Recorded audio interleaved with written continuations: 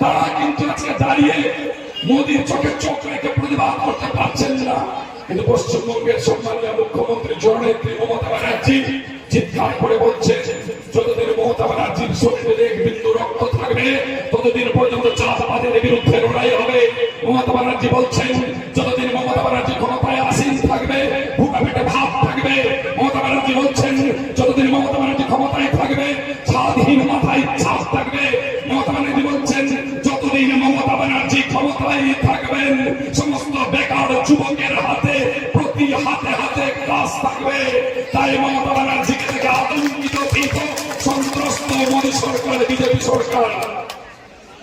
তাই যারা ভাবছে ভোট শুরু হয়নি, চলে আসছেন মোদী সাহেব, সভা শুরু করে দিয়েছেন, ভারতবর্ষের কোন রাজ্যে যাচ্ছেন না, ভারতবর্ষের কোন প্রদেশে তিনি যাচ্ছেন না। তিনি ছুটে ছুটে দুবার চলে এসছেন। আবার তিনি আসবেন 6 তারিখে, আবার তিনি আসবেন 9 তারিখে জলপাইগুড়িতে, তারপরে অমিত শাহ, তারপরে জেপি নাড্ডা, তারপরে যোগী, অর্থাৎ সমস্ত নেতৃত্ব পশ্চিমবঙ্গের বুকে এসে পশ্চিমবঙ্গে ভেঙে দিতে চায়।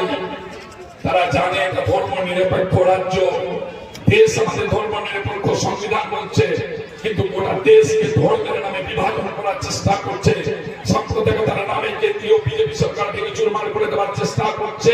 কিন্তু মমতা ব্যানার্জি সে সংবিধানকে মান্যতা দিয়ে, গণতন্ত্রকে মান্যতা দিয়ে তিনি হুঙ্কার দিয়ে বলেছেন, পশ্চিমবঙ্গে জাতপাতের রাজনীতি চলবে না, পশ্চিমবঙ্গে সাম্প্রদায়িকতার রাজনীতি চলবে না। এখানে হিন্দু মুসলিম আমরা সকলে ভাই ভাই একসাথে থাকি, এক থালায় ভাত খাই।